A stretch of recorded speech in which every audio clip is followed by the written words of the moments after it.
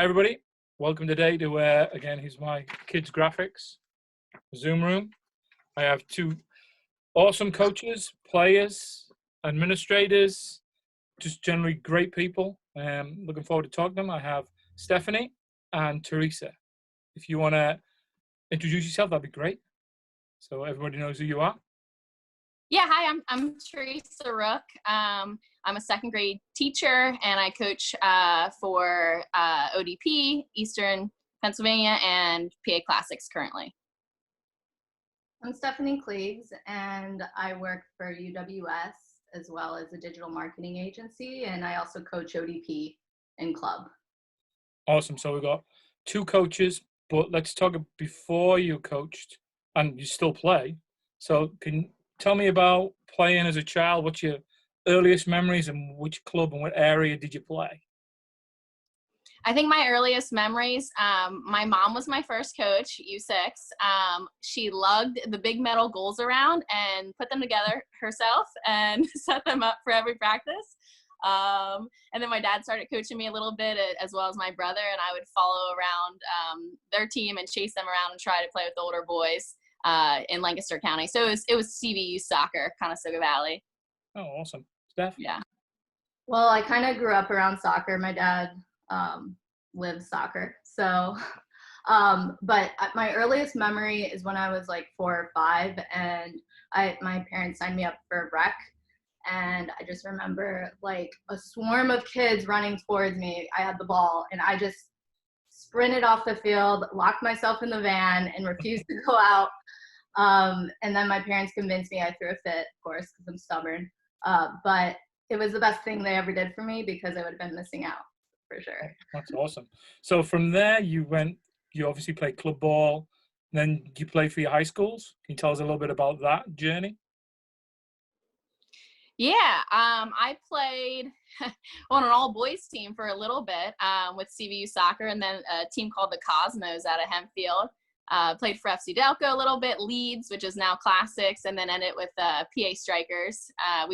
That was Langhorne, Philadelphia area, and played for Conestoga Valley high school team for 4 years, and had a great time playing with my friends under the lights and in front of people we knew. So had a lot of fun throughout my high school experience. Cool. Steph? Yeah, I actually moved here during high school from Indiana, but I remember playing Teresa, and she was a couple years behind me. I went to Lancaster Catholic High School, and I was just like, who is this girl? Because she was good. But I played club for FC Delco in Downingtown for Rob Smith, and also ODP as well.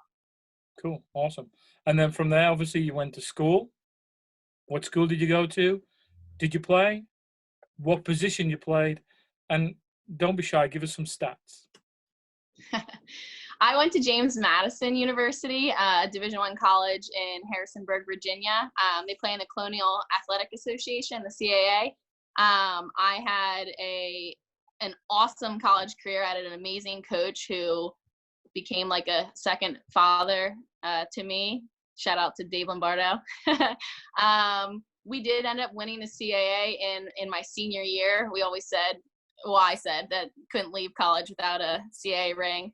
I played attacking center mid, so number 10, kind of, my job was to play make, and I enjoyed doing it, and got a lot of assists throughout my career, and I wouldn't have traded those 4 years for anything. So awesome. Steph? Well, Teresa's also leaving out the fact that she holds the record for most assists. I know. I know. Again, I brag more about her than she does herself, but so I played collegiately at 3 different colleges. I ended up at an NAIA school, and then after school I had the opportunity to play for Inferno, which was awesome because there's really not a lot of opportunities after college. So I played for them, and I also had the opportunity to play for the Honduras women's national team. Oh, awesome. So. What about that? No, that's just a little drop in there. So, hey, he has a record, but I play for a national team. Oh, awesome. It was a highlight of my career for sure. Yeah, good times. Yeah. definitely. Definitely. So as you come out of college and you find your feet professional wise, as in graphic design and teaching, we talked about, and you mentioned that there wasn't much for women's soccer at that time. And again, there still isn't enough as we talk now. Can you talk about a little bit about the Inferno, that you can see the great logo behind you, and then what that means, and then we'll hopefully talk about a little bit about coaching as well. But tell me about it. Yeah, I actually played with Lancaster Inferno under Doug Harris when it first started back in between my college seasons. So 2007 to 2010, I guess I played. And then I got to go overseas and play a little bit, and I came back and thinking, oh, maybe my career's over. And still found that I had an itch for it. And that's when Steph was actually a current teammate, a player with Inferno. And her dad took over and started coaching the team. And it was just, I wasn't done. I still wanted to play, and Inferno provided that opportunity locally for me. And these last couple of years have been amazing. I look forward to the summer season. You know, I teach and I'm coaching all the time, but I really look forward to still playing. I'm fortunate to still be able to run around with some of these young kids. It's unique. It's funny because a couple of the players that I've coached over the years in ODP, they're now U18, 19, and now will be my teammates this summer. So you're the old granny on the team? I'm the old granny on the team, and I'm okay with it. If I can still move with them, I'm okay to be called the granny. Now, when I know it's over, you can't call me granny anymore. So it's been awesome. So, Steph, can you tell us a little bit about, obviously, the actual team itself, the league as well, and then obviously as well as you're playing too? Yeah, so I definitely miss playing, but I'm happy to be part of the team and coach Teresa. But it's a great, UWS, United Women's Soccer, is just a great platform for, former professionals like Teresa, and then college students as well. The season takes place in the summer. So it's just a great opportunity because, like I said, like once you graduate college, you miss it. And unless you go overseas or get drafted, it's really hard to find quality competition. So name a few of the teams that are around just our area in Eastern PA. We're actually the only team in Pennsylvania. You're the only one. Wow. Yeah, and there's no professional team currently in Pennsylvania. So fingers crossed that we can make something happen there. That'd be yeah. great. Oh, we would love to be like the farm team, Yeah, definitely. That'd be great. So you made your transformation backwards and forwards into coaching with the Inferno. Can you talk about that? And then Teresa, can you tell me about how you started getting into coaching too after that too as well, please? Yeah, I struggled a lot with my knees over my college career, and after college, yeah, it's a lot of fun. So I decided, it was time. I was honest with myself. And I started coaching alongside my dad. And now we have Rob Smith on board. He coached at FC Delco and actually started the girls program there. He was my coach.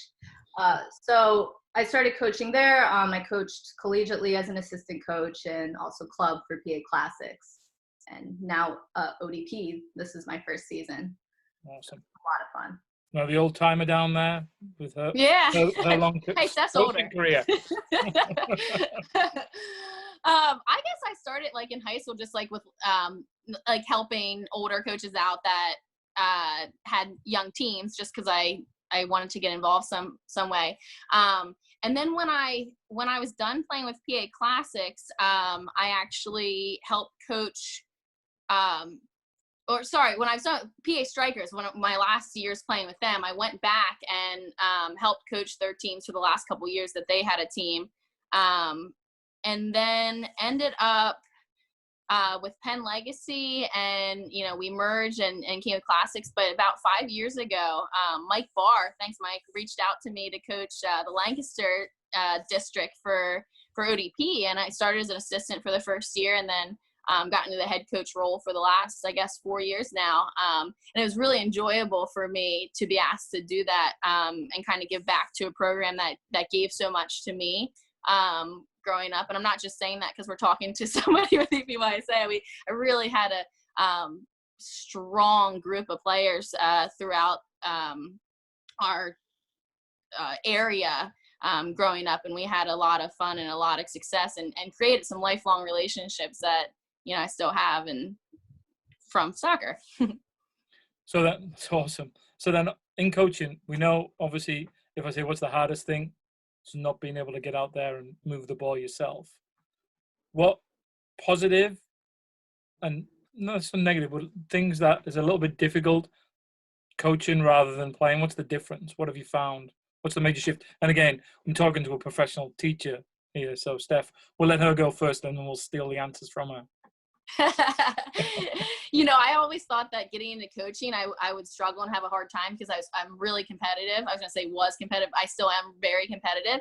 And I thought that, I'm going to care much more than these girls. And if they're not going to want to win as much as me, and they're not going to want to develop as much as I think they can, that's going to be frustrating. And, getting into it turned out, not to be the case, that I, as a player and coach, approach situations differently. As a coach, you're providing feedback and coaching points and pushing them, and then the rest kind of intrinsically they have to motivate themselves as well. For me as a player, I like to push the players, my teammates around me, and I kind of use that in my coaching as well. But sometimes watching and being on the sideline as a coach, it is difficult.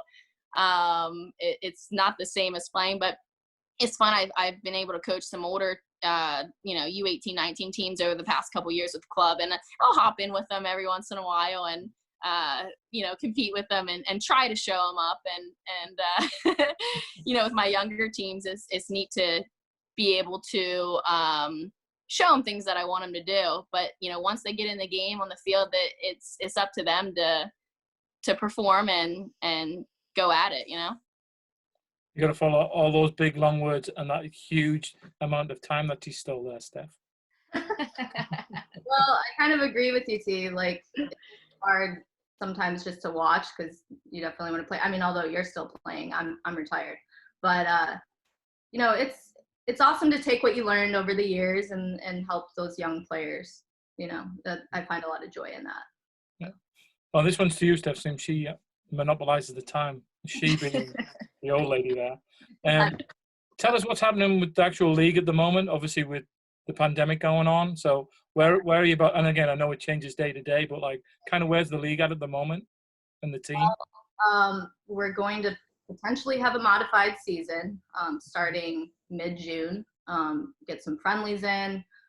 There might be a cup, a UWS Cup at the end of July, so we can shoot for that. But yeah, it's kind of like we're just waiting to see, what's going to happen. But we're also preparing as well. So our players are still training, and they're still planning on having a season because they're really itching to play.